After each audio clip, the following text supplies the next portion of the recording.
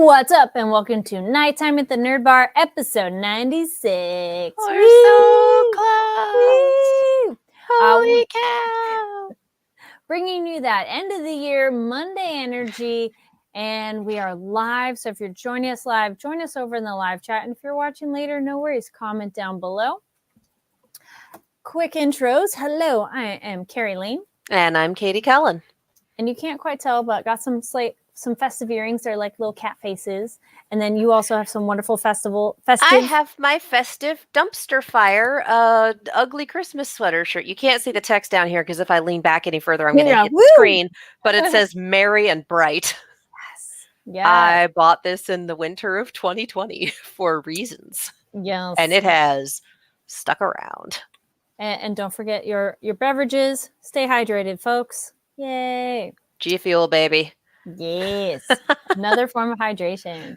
This is actually the hydration formula because I'm not having caffeine this late at night. But like hydration formula, they do that too for those of you who maybe can't handle that much caffeine on a regular basis, because I sure can't. But they got this and it's good.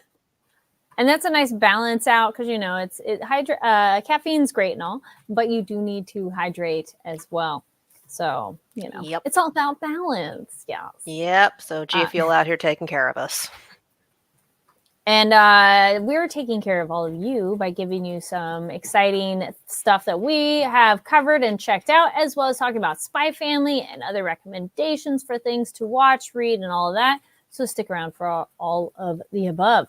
But things we're excited about, kind of a quick one, but still exciting and deep cut throwback. It was LA Comic Con, but this is my 2012 hoodie from when it used to be Stan Lee's Kamikaze. Yeah, that was how it started, and we had a nice little rebrand a while ago. It's been LA Comic Con for a few good years. Which makes sense of it because it's not the same brand as before, but it is one of those like, oh, it was fun back then. But yes, Katie, you were able to check out some of it. How was the con? How were the vibes? What was it like? I did. It was a fun con. LA Comic Con is one of those where it's big enough, but it's not overwhelmingly huge. It's kind of got WonderCon vibes that way, and that it's not your Dragon Con, San Diego Comic Con, New York Comic Con. It's not your huge blowout cons, but it's also not your like hometown. I hesitate to use Anime Pasadena as an example because Anime Pasadena has gotten bigger every year. It's not like a hotel con, which no offense to those. Oh, no. I have one of my consistent Gallifrey is my consistent hotel con every year, and they keep it small on purpose. So it hits that nice middle of the road vibe. If you're there for celebrity photo opportunities and autographs, if you're there for big panels with big talent, there definitely is that. They had all 4 hobbits from live action Lord of the Rings this year, so you could get a photo op with all 4 of them. Nice. I do have friends that did that, and it was great. They had Matt Smith. They had some of the Harry Potter cast. They have all sorts of people this year, from the really big A-list celebrity, A-list Hollywood talent. They had just an incredible slew of voice actors. They had so many people there. If you were looking for comics talent, the Artist Alley and the Small Press Alley had you covered. If you were looking to get a voice actor autograph or signature, there was a huge area for that in one of the halls. Like, if you're there for talent, if you're there for panels, it's a really great con for that. If you just want to see some fun exhibits and walk the floor, it's also a really great con for that. There were all sorts of movie props, there were vendors, there were just I had a great time with that. And of course, I love the Artist Alley. Every con I go to, I adore the Artist Alley. That is where I spend the most time and the most money.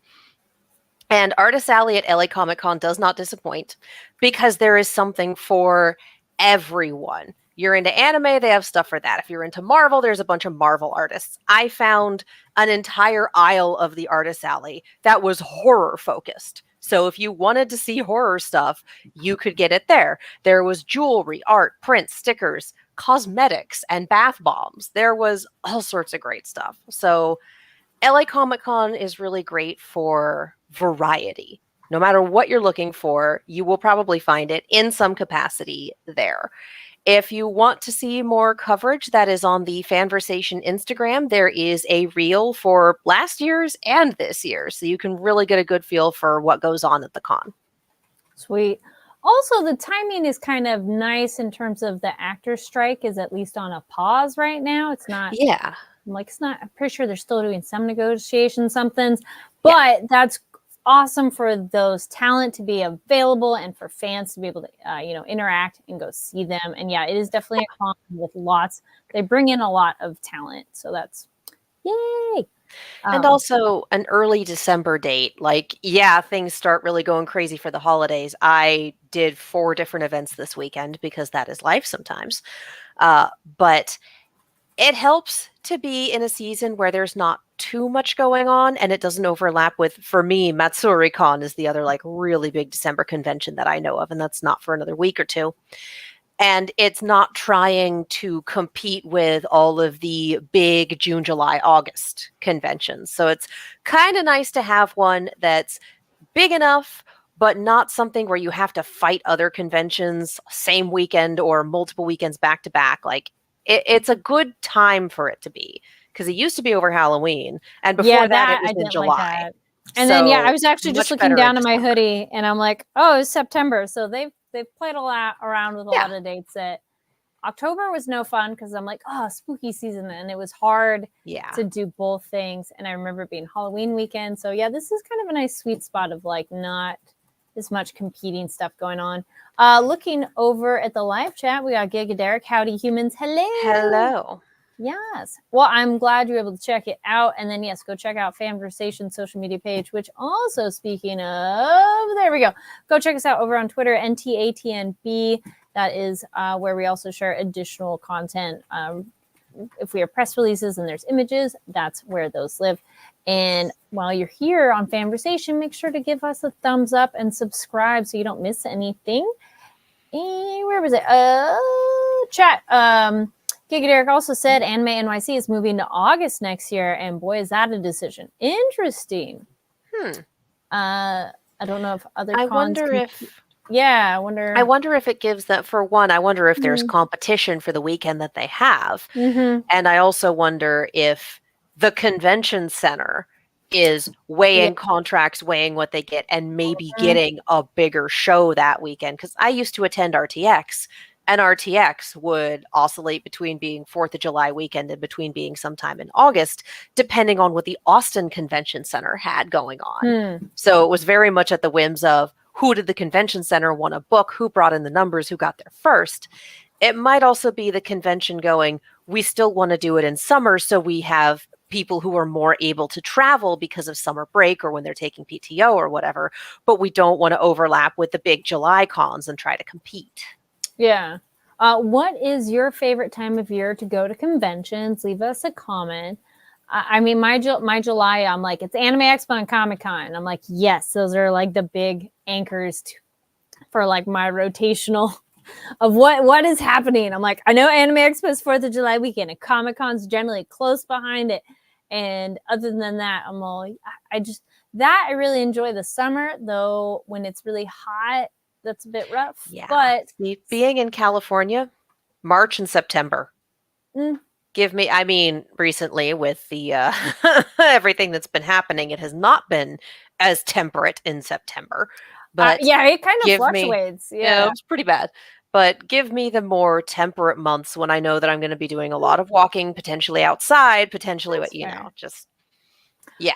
I love my San Diego Comic-Con though, where it's like shorts and like a cute top kind of a thing of like, yes, I don't want to be bundled up. I'm like, this is where I want like summer and you're going out. But that is fair. No. If it's walking around outside, getting really hot, getting drenched, walking inside, freezing because it's cold, wearing spandex because I'm a black milk person and that does not behave wet in the cold. Like just, nope. Well, how about not? I like it where the nights aren't too cold because it's like, it's nice to California, like, mid to high 60s night times, like those. I'm like, yes. Yeah.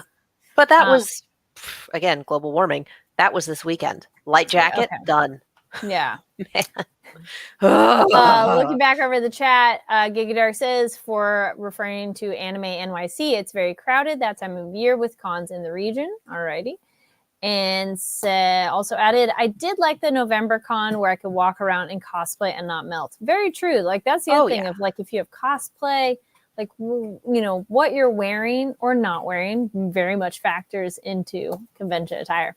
Oh yeah. All right, actually, here's my transition. Speaking of attire, Spy Family,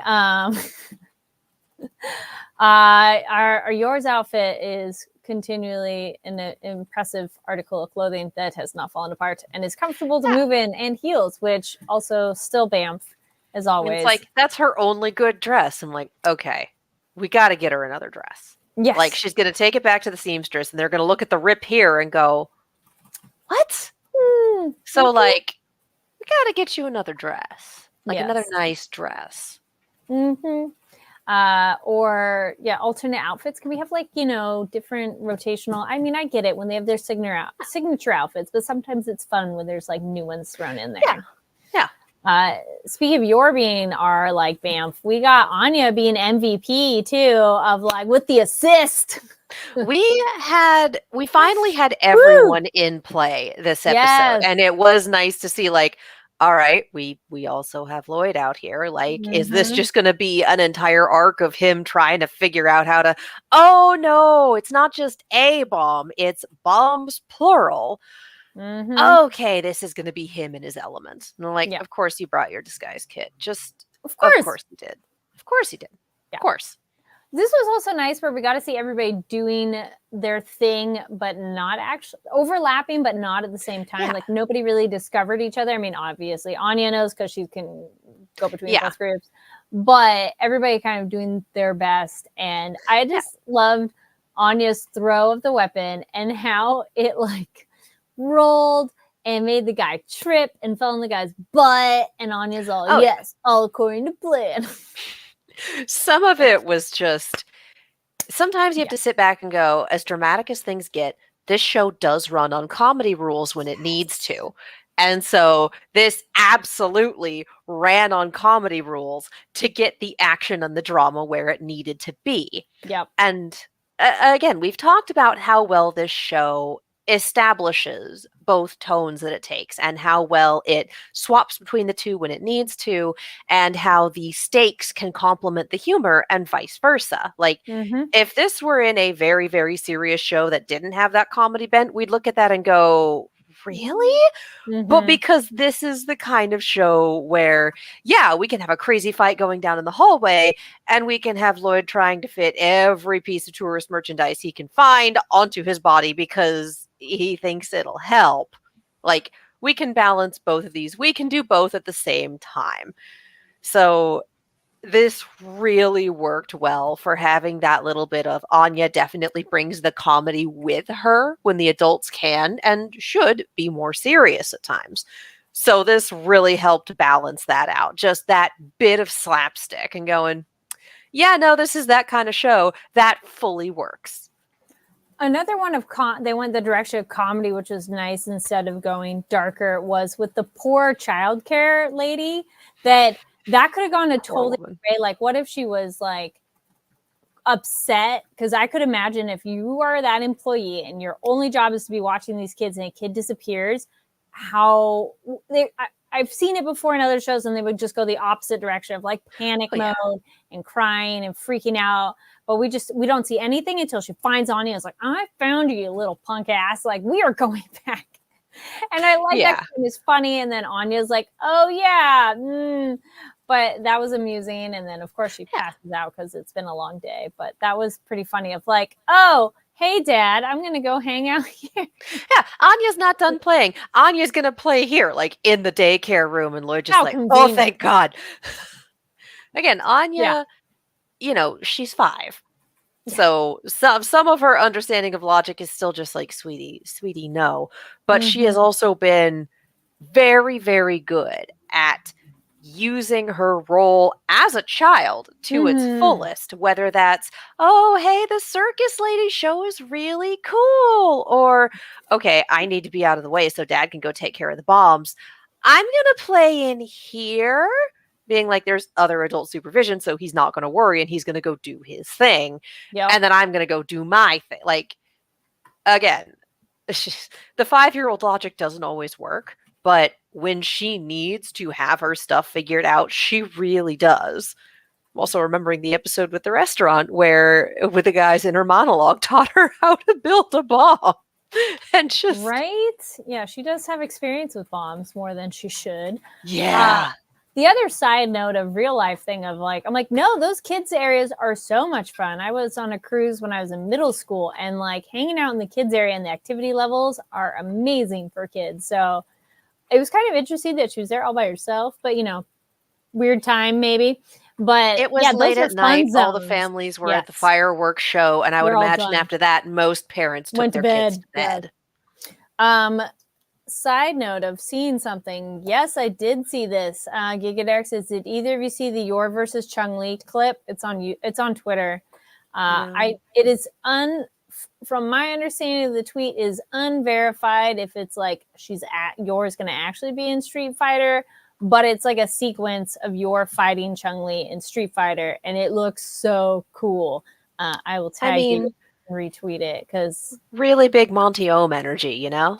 It totally works. Dead Fantasy. I'm afraid I don't know the reference at this moment. Monty was a video creator who got known for doing frankly amazing action sequences. He was known for doing, I believe it was a Samus versus Master Chief video. Okay. And then moved on to a video that was called Dead Fantasy. That was a lot of Final Fantasy characters in an all-out brawl. He also pitched Ruby on Rooster Teeth and was one of its main story writers and one of its main animators until he passed away a while ago. So, yeah, Monty was very much known for crossover fight scenes. Like, his fight choreography was frankly incredible. So, being like, oh, yeah, we've got this crossover fight going on. I'm like, yep, big Dead Fantasy energy. Let's go. Your red versus blue made me think of, I also saw on Instagram, Pablo what is his name? The guy who plays Master Chief on the Halo show. The show. Okay. He posted a fitness thing, and that guy is totally jacked right now. And it's like, whoa. And then The Rock commented on his workout video, and The Rock was like, that's awesome. And he's like, oh my gosh, I admire you. And you're just like, like world's flat. Like, well, yeah. Yeah. Gigadark goes, cracked open memories with Dead Fantasy. Oh, yeah. Yes. Oh, yeah. No, that was a thing when I was in college a decade and some change ago. If you're new here, we have fun random side tangents, and then we'll have a banner if it is a longer tangent, but we talk about all kinds of things. So feel free to comment your thoughts on what we've covered. What were some other, the fight continuing on as it did was pretty awesome. And I'm glad that there were other elements that wasn't quite over, but it wasn't too easy of a victory. And I'm so glad that her boss, I'm like, it's not her boss, or what is her boss, her handler. Yeah, I was glad he's like, yeah, I'm cool. Yeah, he's like, I'm fine. The glass is all cracked. I think honestly, one of my favorite bits of this was just the audio guy setting all of the bombs and then getting off the boat and being once again, we are going to try starting a war. And if we do that, then the arms race will skyrocket and the boss will be happy anyway. So what do I care who's on board? And just like, okay, so he's leaving. And then the scent assassin who got shot, it's like, nope, I'm leaving too, finds the boat. And them, I love their little standoff. And then again, watching this with my roommate, as we so often do, the bomb and the clock, and going, there's no time to defuse it. I just have to get it off the boat. The clock is an antique, made me laugh. But we're both sitting there going, bomb the raft, bomb the raft, bomb the raft. I was thinking that too. I'm like, he's got to throw it. It happened. Like, I was expecting the bomb to take care of it. The fact that it exploded above them, and then they're like, yeah, the shark-infested European waters. I'm like, okay. All right. No, I'm here for this. This is so ridiculous. I didn't quite kill them, I guess. I love that too, because it would have almost been too comedic and like perfect if it landed right on them. So it felt realistic of like, it just conveniently happened to be on the side and all that. And I love the sharks. Oh, I did want it to land like between them on the boat. And that then could have been a comedy moment too, of like they look down, boom, yeah. Yeah, no, that is what I wanted, but I'm I'm here for sharks. PSA is that most sharks are not aggressive towards humans. And generally speaking, that is why you see shark bites, but not as often sharks fully eating a human, because humans don't taste good to sharks. Normally, when humans are on a surfboard and paddling, we look like seals from below. And sharks are going, oh, seal sounds really good right now. I like seal. And then they bite a human and go, what the hell was that? Yeah, it's like, biting into a filled chocolate, expecting a chocolate covered cherry, and you get like nougat or something that you hate and go, huh. That is the shark experience of biting humans. Like sharks investigate things with their noses and their teethies. So like sharks biting humans, yeah, like cats. Sharks biting humans are generally not aggressive. There are some sharks where that is not the case. I believe tiger sharks can be very, very aggressive towards pretty much everything. But for the most part, a shark biting a human is a mistake on the shark's part because it thought you were a seal. So, yeah. Sharks don't get them. They mention there's only enough food and water for one person, and if their boat is broken, they're probably going to drown anyway. Yeah. No, that was just the shark direction. Yeah, no, that was just the shark PSA. That Jaws really hecked up. Jaws was an excellent movie that really hecked up people's perceptions of sharks. That is not what happens. Sharks are not aggressive in the same way that, if you run across a bear is more worried about its own business than you, as long as you don't mess with it. So I say that's like the PSA or the, the bad PR for wolves too, of just like, oh, of course they're like, and you're like, calm down now. It's like they're predators. They're in their element. They will go after you if they're hungry. But FAFO,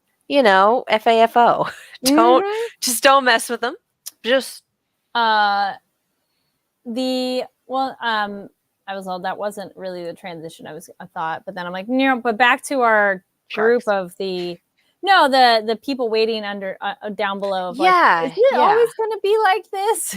It's just like, oh, sweetie. I hope not. And then that was such a nice moment with her and I want to say it's Olka. Yeah.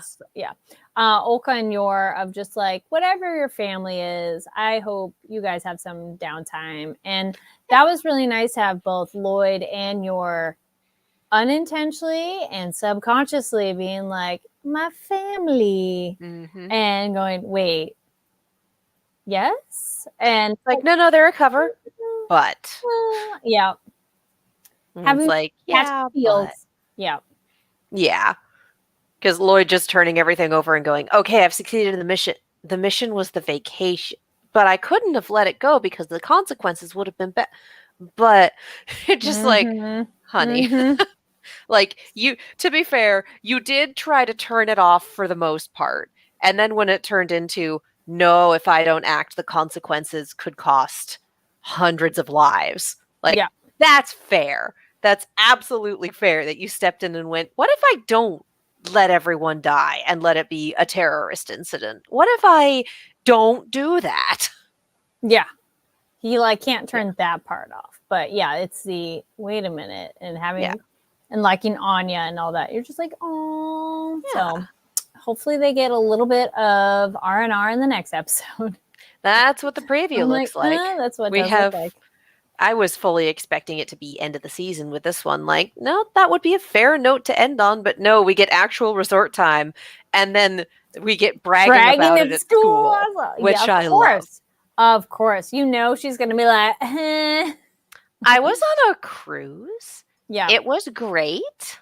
The question is, how much will she like, oh, yeah, I did all these crazy things. But I'm like, you can't tell anybody. So. Can't, though. But she also saw a magician, saw someone in half, and golfed, and did ice skating, and or maybe not ice skating. I don't know if I'm remembering the montage correctly. Yes, all the things, skating. I was laughing at her face. Very cute. They did all the activities on this ship, which I'm like, yes. Oh, here we go. Gigadart. Braggy as kids do. Heck yeah. And after a vacation, what was your vacation? Oh, yeah. Was there anything else in the episode that stood out to you? I think that was about it. Like there was quite a bit going on, but it was well balanced and just a really good time. Yeah, I feel that was a good way to wrap up the put the bow on all the assassination attempts, and that are the people we're trying to protect were able to get off the boat, and we just need to wait to hear about that. And you're not really vibing with the we're only foot soldiers, because it's like, no, yeah, that's not her thing. But it's like, don't get emotionally invested. Okay, but yeah, it's like, what if, and hear me out, what if I did? Yeah. So we'll see what their next adventure is for sure. Let us know your thoughts on Spy Family down below. All right. I think I'm like, yeah, that kind of was it of us. So now it's time for other things you should be checking out. I'm like, what? I feel like I saw something. I'm like, what did I watch that I wanted to share about? Oh, you should check out our LA Comic Con coverage, which will also give you, if you want to shop small, some local artists and small shops that you can check out. I highly recommend the cosmetics one that I put on there with the Notice Me Senpai shampoo bar. They also had horror-themed bath bombs, which was great. And the small jeweler that had Yu-Gi-Oh! Jewelry, which I absolutely lost my mind over, and definitely purchased a pendant. Not all of them, but they did have a Monster Reborn pendant, where I made the decision not to buy it, regretted it, and then my roommate randomly went to the con the next day, and I went, here's the booth, here's the pendant, I will Venmo you. So that's very convenient. You're like, hey, can you go get that thing for me? Yeah. Oh, no. Just, again, check the stories. Everything is credited correctly. So, you know, if you see something you like, hit the handle and visit their shop. Shop small for the holiday season, because that really does help independent artists, and your $20, $30, $50 purchase could help them pay for rent or groceries or put gas in the tank, or like your money goes directly to the people who are putting this shop together. So yeah, shop small. Yes. Highly recommended. Your Shopify's, your Etsy's, your big cartel stores. I was looking over the chat again. Gig Derek mentioned, yes, lines blurring for both parents. Yes.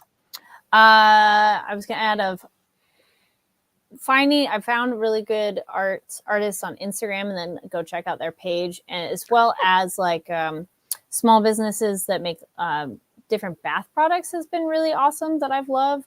And the other way too, of course, supporting small businesses, but there are plenty of other ways to be giving and not necessarily have to spend money to make your own crafts. You can, like, if somebody needs help doing groceries, shopping with them, and like, or they need some, like, there's other things to look into instead of like, don't worry, like, I have to spend. There's other ways to show you care if you would like to do so.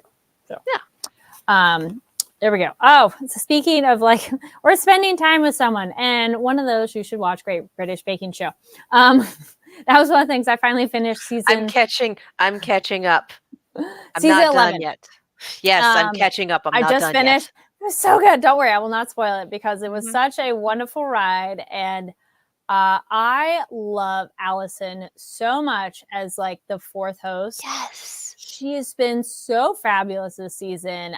Like, her energy is wonderful addition to the show, and I think it really balances well between everybody, and it makes it super fun. It's a very funny season. So if you've never watched Great British Baking Show, just hop in on this season. I think, I started one other season. I didn't finish. I think I watched one other one all the way through, but this one has just been like really good. What episode are you on? How far are you? Semifinal. Okay, nice. Like towards the end of the semifinal, and I'm pretty sure my fave is about to be eliminated, but that's okay. Yeah. That happens to me a lot. I think I've had 2 seasons where I'm like, that one, and then they make it all the way through, and I'm like, yes, that one. But yeah, I have not had this much fun with this combination of hosts and judges since the days of Mel Sue and Mary Berry. Like, it's been a minute. They are so good together. It took about 30 minutes for me to get used to her in that first episode. And then I was like, no, I'm invested. She's amazing. Please keep her. She's yes. and I've had, sometimes the host bits are like, all right, this is happening. This is a cute little. I've had some where I've had to pause it because I've been laughing so hard because of something they said. Noel throwing the thing and accidentally knocking the jar. Oh, that was like, oh no. There's an element of chaos where the two of them play off of each other so well that even when it's not both of them together, just the chaos quotient for the hosts has risen just enough to be noticeable. Yep. And it's so fun. And the way they interact with the bakers is also, it brings in that energy, it brings in that verve, it brings in that little bit of chaos, and it just makes it that much more fun to watch. And keep in mind, this is like the chill vibe cooking show. This isn't your Hell's Kitchen. This isn't your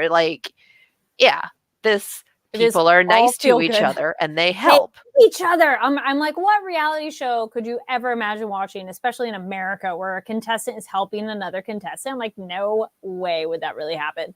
I mean, maybe, but like this one, they're like, if someone is done, they'll be like, hey, do you need help? And help them. And you're like, oh, yeah. Just like, do you need a hand? Or if they have like a big complicated bake and it's like, do you need an extra set of hands to hold this so you can like get the pan out from under it? Yeah. Yeah. No, they help each other and it's great. It's a glorious show. It's good to watch. I haven't watched it yet, but I have heard about it. Gigadare says the new Doctor Who specials on Disney Plus. It's on my list. It is on my list too. I'm excited. And then I was kind of told you don't necessarily need to be all caught up to enjoy them as well, which is nice. I think generally the Christmas specials are kind of like that, or the holiday specials, right? Like it's also Davies is back. Tennant is back. Yeah. And Tate is back. So we got some more Dr. Donna, and I'm very excited. That was my favorite season of the new show, hands down. It was series 4 with Doctor and Donna. Just they have some great chemistry as well. Like they're unbelievably good. Each other. Yes. Oh, Donna was my favorite companion, hands down. Gigadare goes, dust it off the TARDIS mug, and oh my heart. Yes. Yeah, I have a TARDIS cookie jar on my top shelf. Yay. I have a Doctor. I was like, no, that's not the mug I have right now. I have a Doctor Who mug that way. Yeah. And Okay. Oh, the other one is I finally was catching up with Jujutsu Kaisen, which I'm not. Nice. I'm like 2 episodes behind being up to date, but yeah, damn, that show. This season is fire. It is intense. It is kind of nice if you haven't been watching, because then you got a nice chunk of them. It was like. And it is really exciting. Like, give me next. What happens? So I think that one is really a good show. That if you're a little bit behind, like me, or you fell off, and you're like, oh wait, nice chunk of episodes to watch. And then a Christmas one, just because I was talking to somebody else about it, and I saw it pop up on Netflix of that. Klaus. If you have not watched Klaus yet, it is a wonderful holiday movie. Good for the whole family. Funny, a lot of heart, and a really interesting look of where some of the Santa Claus legend stuff began. And I think that was a really interesting take on it. So, yes. Yeah. J.K. Simmons voicing Santa. Yes. Just frankly incredible. And the animation style for that is beautiful. So beautiful. Such a cool look. Yeah. And it dropped 2018, 2019? Recently? It dropped not long ago. Yeah, not that long, but not that recent. So I feel a lot of people that kind of slipped under their radar. Yeah. They didn't. I think it was just pre-pandemic. I think it got a Best Animated nomination, but I don't remember what it was up against. Right. What Disney movie it was up against, let's be real. Yeah. And what about you? What have you watched, read, or checked? Again, most of my media consumption is just us getting through Marvel's Spider-Man 2 on the PS5. And it's like, that sounds really branded, but also there are so many Spider-Man 2s that you kind of have to do the full title to differentiate. Finish the main... You posted a fun video from it. Oh my God. So we finished the main campaign. So it's a lot of going through all of the side stuff, wrapping up the stories that go through the side campaign. And again, I watched Jacksepticeye's playthrough a while ago because I'm not a patient human and could offer little bits of, no, you want to finish this side quest before we go into endgame. No, you want to save this one until after, because, you know, endgame things ramp up. There gets to be a point where it's like, it's just going to be go, go, go, go, go from this point.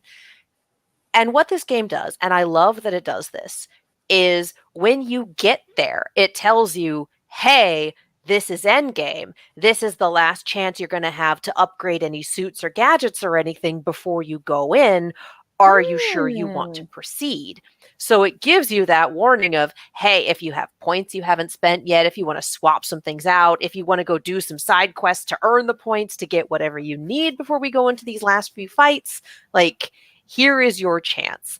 And I love when a game does that. The Kingdom Hearts games are generally really good about that, and I appreciate it. Like, I love when a long-running narrative game takes a minute to pull you out and go, hey, this is endgame. Figure out if, like, are you for sure ready for this? And gives you a chance to go back and go, I think I am going to grind a little more. I think I am going to go use those last few points to get more hit points, because boy, does Venom hit like a truck. I think it gives you that option, and I really do appreciate that in a game. The game is also really broken in places. We had another bit where I wish I'd recorded it and I wasn't thinking, but we turned it on, loaded from a save, and it dropped us in the Hudson just randomly in the middle of the river. And we're like, this is weird. And took forever, you know, having... You can, but it took forever, like, having to swim back to be like, all right, we're getting back to Manhattan. And we hit there and we got an error that said, you're hitting the edge of the playable area. Turn back. And we went, what?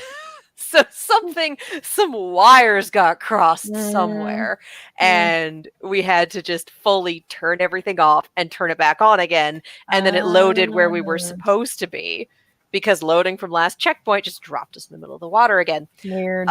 We had an instance in a very big story boss fight where the model dropped through the floor, and you could still hear them. They were still there, but we couldn't continue on with the fight because it was gone. There was a loading error, and the character was not where they were supposed to be. So there was no...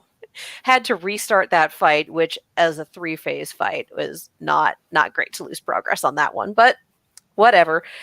And then I posted a video on my Instagram.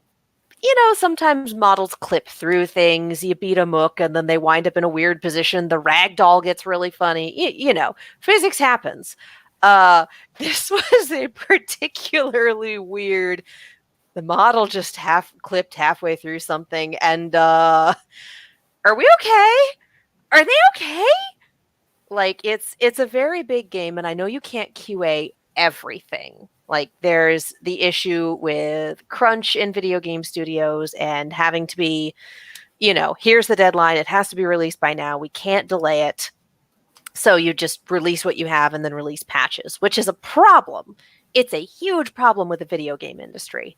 And that is what led to, you know, Cyberpunk 2077, when it dropped, being a virtually unplayable mess. I hear it's very good now that they've released lots of patches, but, like, man, was it a problem when it dropped. So that's a whole thing about the state of the video game industry. But occasionally you play a new AAA game and things happen. Things break. So there's a particularly funny one, and you can hear the both of us just kind of losing our noise. I put that on my Instagram. But yeah, overall, Marvel Spider-Man 2 on the PS5 has a hell of a narrative. Highly recommended. Extremely good. And again, if you aren't much of a video game player, but you still want to know the story, or if you're like us and you could not get your hands on a PS5, ours is borrowed, which is why we're mainlining Spider-Man till we have to give it back in 3 weeks. There are always playthroughs. There are commentary-free playthroughs on YouTube. I tend to prefer Let's Plays, which do have the commentary. If you're a Let's Play person, Jacksepticeye did a frankly incredible Let's Play of all of the Spider-Man games up to this point. He is a good player. He does let dramatic scenes breathe. He reads off the text on screen for accessibility reasons, and he just has really funny commentary. So highly recommend Jacksepticeye's channel. just if you want to have a good time. He also does the Undertale playthrough that I recommend. Like, he's good at this. He's very fun to watch. Nice. Oh, so yeah, that's my recommendation, because Twitch stream? As in, like... No, we don't have the setup for that. Okay. I do not have the setup to stream anything from a console, and I don't have the time or spoons to stream anything from my computer recently. My Twitch streams are not scheduled. I will say, and this is shameless plug category, my brother is a Twitch streamer. It is his birthday today, and he is live right now. So when you are done here, and I think we're pretty close to wrapping up, head over to twitch.tv/Patty, Patty. He should be live. I have no idea what he's playing right now. I did not check before we went live, but he put a whole bunch of new cues on his soundboard. He put a whole bunch of new stuff up. He generally does a lot of randomizers of both older and newer games. And yeah, no, he's got an excellent sense of humor, and he is a very good streamer, and I am not at all biased. But he does do this as a career, which tells you something. So happy birthday, Patrick. Go check his stream out when we're done here. He will be live for, I think, most of the night. He tends to be a more nocturnal streamer. All right. So yeah, that's my plug. Yeah, it's nepotism, baby. Well, looking over in the chat, hello, John Knight says, "Hello, ladies. I finished watching Trigun Stampede dub, and it was so amazing." Yes. Hear, hear. Yes, it was. It is an amazing series. Alrighty, let us know some of the stuff you are watching, reading, games you're playing. Let us know what you are passing the time with. And get into, thank you so much for watching us and joining us. If you watch live, awesome. If you're watching later, comment down below. Yes. And where can people find you online, Katie? You can follow me all over the social medias, as well as on YouTube and Twitch at Kiaxet. That is Kiaxet. I am also on a YouTube channel called Silver Screams. I am a co-host with my roommate, and we talk about all sorts of fun horror stuff. So check all those out. We are kind of quiet for the holidays because so many things are happening, you guys. But we're going to do stuff eventually. It's going to happen. In the meantime, enjoy the backlog. There's an extensive backlog on both channels. Nice. And y'all can find me online at Carrie D Lane. That's KARIDLANE across all social media platforms. Post all kinds of random stuff. So just check it out of whatever is your platform of choice, and most of that bleeds over. So yes. There's all that. And then don't forget to check us out over on Twitter at NTATMB. And here on the Famversation channel, give the video a thumbs up, subscribe. If you are new here, we have an entire playlist of voice actor interviews. Because if you're here, you probably like anime. So we talk to a lot of voice actors. So check that out. And there'll be more stuff added to it. So that's why you should subscribe so you don't miss anything. Again, thank you so much for watching. Take care, and we'll see you next time. Bye. Shop small, travel safely. Happy holidays. Yes. Yeah.